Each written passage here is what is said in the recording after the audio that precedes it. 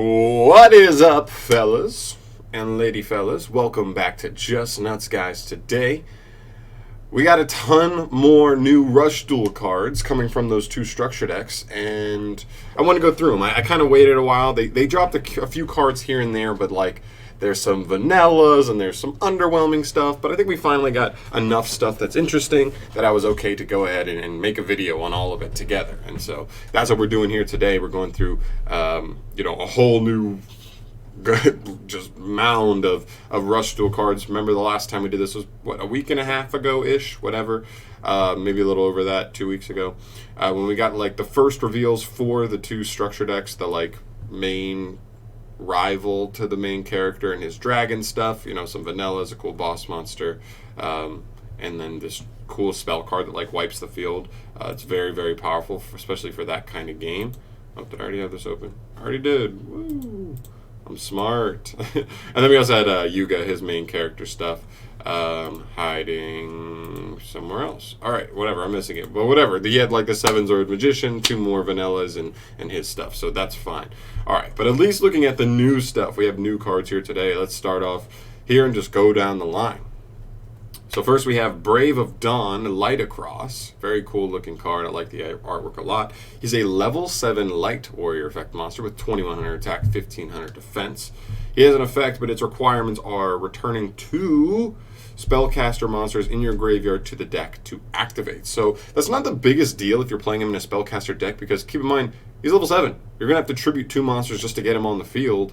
If those are spellcasters, you're kind of just in there immediately. Because its effect is that you get special summon up to 2 monsters, level 5 or lower spellcasters, from the hand to your side of the field in face-up position. Very, very good for flooding multiple big monsters on the field in a quick turn. Does take a little bit of setup. You're probably not going to be doing this in one turn every time. Just because you need a kind of a specific hand, you're idealistically not doing this unless you have 2 spellcasters still in hand after normal summoning 2 and tributing him, which is like almost exactly your 5-card or 4-card hand in a draw that you're looking for. But possibly later on the duel, if you've like already been grinding, you just have a spellcaster engraved, you can just get him out. It can really help you put a ton of pressure on the board. I think this card could be one of the better cards in this format. And then we have a new vanilla. It's a max raider. it's a new like axe raider card. He's level 7 Earth, normal monster, 2400 attack, 1400 defense. I don't know how playable he'll be, but he is just a big kind of vanilla. Nothing too crazy there. Moving on, we have 7 Rhodes Witch. This is another one of the what we assume will be one of the standard boss monsters for Yuga, the main character. She's a level 6 Dark Spellcaster effect monster. She has 1600 attack and 1000 defense. Her requirement for her effect is sending 1 card from hand to graveyard. See that a lot here. And its effect says, special summon 1 level 7 or higher Dark Spellcaster from your hand in face-up position. And if you special summon to 7 Rhodes Magician with this effect, this card will gain 400 attack until the end of the turn. Eventually making, just pretty much making for a really good push. This one is easier to establish than the Axe Raider, just because you don't need 2 cards in graveyard to set up, and ideally 2 other cards in hand. This one is just, you just need to open this, any other normal summonable monster, and 7 Rhodes Magician, which is much easier. I know it's still 3 cards, but much easier to draw, and especially over the course of duels where you're redrawing into 5 cards every single turn, much easier to set up. So I think this one's actually pretty good as well. I like that. Then we have another vanilla. This is just Spell Archer. It's a level 3 wind spellcaster, 1000 attack, 400 defense. Pretty bad, honestly. Then we have a level 5 spellcaster. It's Hydro Magician, a level 5 water spellcaster, 1700 attack, 1500 defense. I don't really see this one being playable. Like, why would you ever play this one when you just play her? That actually has a decent effect. It's only a 100 attack points weaker, and it's the same amount of tributes. You may end up playing this guy just for like enough cards in your deck that can just be normal summoned and like tributed off, and then you want the spellcasters engraved if you want to do like the like Light Across type stuff. Just depends on what kind of build you're looking for. We also have another vanilla here. This is Magical Beast Wolfram, a level 3 fire spellcaster. This is a spellcaster? Wild. He's 1100 attack, 100 defense, just a normal monster, nothing crazy. But they do have different attributes, which is pretty cool. I do like that. Then we have another spell card. So this one is, let's see, Piercing. It's just Piercing with an Piercing! With an exclamation point. Spell card. Sorry if you're a headphone user. It has no requirement, no cost. Okay. And its effect says select one face-up monster you control. During this turn, if it attacks, it pierces. That's all it says. Just literally just give a monster piercing to the end of the turn. I think it's fine for pushing for damage, but outside of that, it seems pretty bad. Just gives piercing. No boost, no anything like that. I'm not sure in this type of format how good this actually is. It's only really good if you're on the offensive. It doesn't let you turn the tides of the duel. It doesn't do anything advantage-wise for you. I think it's just fine. Fine. We also have a new trap card here called Curtain of Sparks. Very cool artwork. It's a cool little witch here. Its requirement says when your opponent's monster declares an attack and there is a spellcaster monster in your graveyard. So that's all. Your opponent just has to attack, period. And you have to have a spellcaster in grave. The attacking monster loses 500 attack until the end of this turn.